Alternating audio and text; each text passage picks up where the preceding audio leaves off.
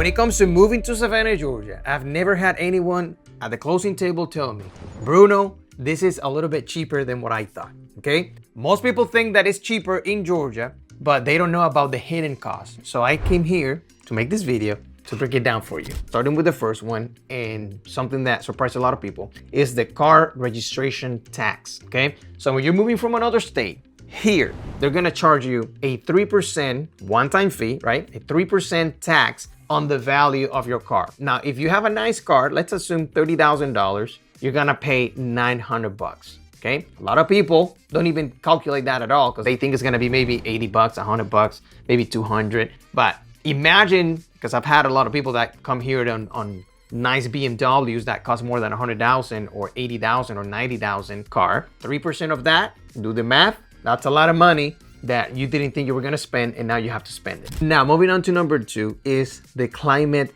tax here in Georgia, especially in Savannah, Georgia.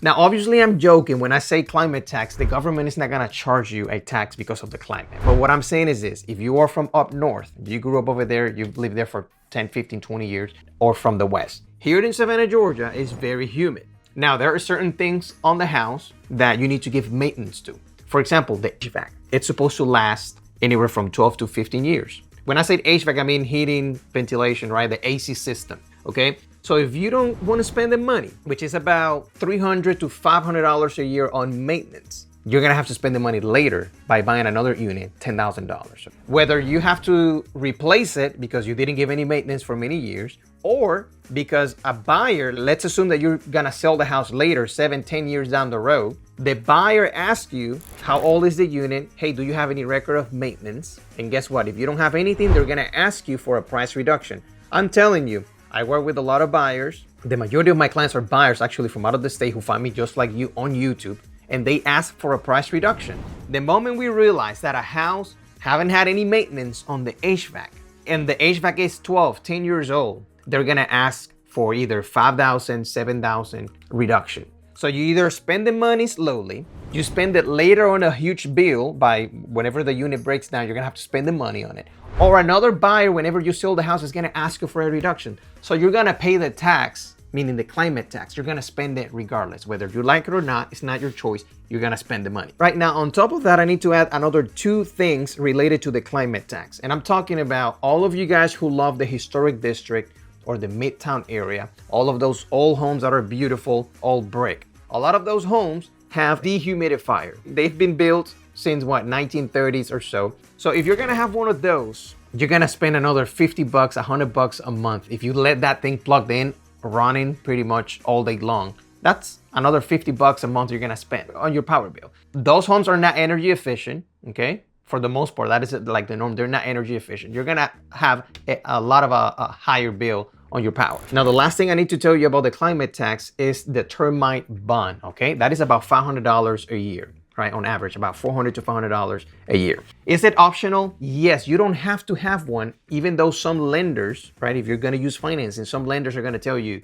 you're gonna have it whether you like it or not, and non-negotiable. Because if you have a loan with us, we're not gonna risk it. So I'm telling you guys, if you're from up north or from the west, you gotta have a termite bond here. The climate is humid. You don't want the wood of the house getting soft, and those animals are gonna eat the hell out of it, okay? So spend the money. You're gonna spend it either now or later, like I said. Either you spend it slowly, you spend it on a huge bill, or the buyer's gonna ask you for a reduction. Either or, you're gonna pay for it. Now, let's move on to number 3. I receive emails and phone calls of people telling me, I'm considering Florida, in Georgia, in South Carolina. They always complain about the home insurance in Florida. Now, obviously, as a realtor, I need to be open and tell you that if you think that home insurance have not increased in Georgia, you're out of your mind. In Georgia, in the last 5 years, okay, we're in 2026 right now. Back in 2020, home insurance used to be about 65% cheaper than what it is now. Now, obviously, I understand the concept of, hey, Florida not only increased 65%, it actually tripled almost, or double, or whatever the number is. But here in Savannah, insurance is also increasing every single year. And I'm telling you, 65% more expensive right now compared to 2020. And it doesn't look like it's gonna change for the better. It's only gonna get worse. Insurance companies have gotten more scared for obvious reasons, right? All the hurricanes and things like that. Now, that's something that you need to keep in mind. I'm gonna show you a chart that explains that concept. Check this out. So here you're gonna notice anywhere from 62% to 114% total increase from 2020 to 2026. And then here in 2020, on the left side, it shows you an example based on a $350,000 home, right? That's how I calculated these numbers and did my research on it, okay? So look at how those numbers look like right now in 2026. That is the projected number. Now here on the right side, you're gonna notice it says the highest cost applied to homes in special flood hazard areas. Okay, homes that are on a flood zone obviously are gonna be way more expensive than those that are not on a flood zone. And then if we go back to the chart, it says roof older than 15 years. Now the roofs older than 15 years, those are the hardest deals to negotiate. Okay, if you're planning on moving to this area, if you're looking at homes that are a little bit older, because you don't like the new constructions because they look cookie cutter and they're not old brick and they look all the same. You want to focus on older homes between 10, 20 years. This issue of having roofs that are 15 years older or 15, 17-ish is the worst. Why? Because you have an old roof that you're gonna have to replace in the next 5 years, right? You're gonna have to spend that money, or you're gonna have to negotiate a discount. Now, a lot of people, meaning a lot of homeowners, they don't want to negotiate and give you a price reductions because the roof technically is good to go, right? The roof is good to go, meaning it's not old enough for me to replace it. There's no an active leak on the roof. Therefore, why should I give you a $10,000 reduction on it, right? This is when it gets tricky. This is when either you lose money on the buy or you're gonna lose money later if you need to replace it, okay? I'm telling you guys, I'm doing these videos because I come across the same exact scenarios every month. And like I said, I've never had someone tell me, Bruno, this is a little bit cheaper than what I thought. It doesn't happen. And I'm warning you, whatever amount you have in your brain, in your head saying, okay, this is my budget to move to Savannah, Georgia, you need to add another 10, 20% to it, okay? Just to be safe. Okay, now let's talk about the next hidden cost that a lot of people overlook. And I'm talking about the double tax within the Savannah city limits. So long story short, if you live within the Savannah, Georgia city limits, they're gonna charge you county taxes and they're gonna charge you city taxes, okay? Now about 2/3 of those taxes go to the school system. Now to keep it honest, as you know, realtors are not supposed to talk about the school system, but everyone knows that in Chatham County, for the most part, sucks, okay? The best schools are in Richmond Hill, Georgia. So I have to tell you the following. If you're thinking of moving to Savannah, Georgia, and your number one priority are the schools, don't move here, okay? Move to Richmond Hill, Georgia, which is about 25 minutes away, and you're gonna thank me later. Your second best option besides that is to live in Guyton, Georgia, okay? Guyton, which is in Effingham County. It's also part of the Savannah, Georgia metropolitan area, but they have the second best school district around here, okay? Chatham County should be the last place you need to look into if your number one priority are the schools. Now that has nothing to do with the taxes. What I want to tell you is this: if you want to live in this area, expect to pay a double tax, okay? Now, let me give you an example. My house is worth about $515,000-ish. Between the two taxes combined, I pay about $7,000 on taxes, okay? So that tells you something. I have a chart that I can show you, not on this video, all right? But I have a bunch of charts on my channel about calculating property taxes. I got all of the formulas you need. So if you got a specific question about taxes, let me know. I can give you the numbers on whatever home you find online. Okay, now let's talk about the biggest shock when moving to Savannah, Georgia. And I'm talking about cash to close, okay? Cash to close is the amount of money that the closing attorney, because here in Georgia, we do the closing, not with a title company, we do it with a closing attorney.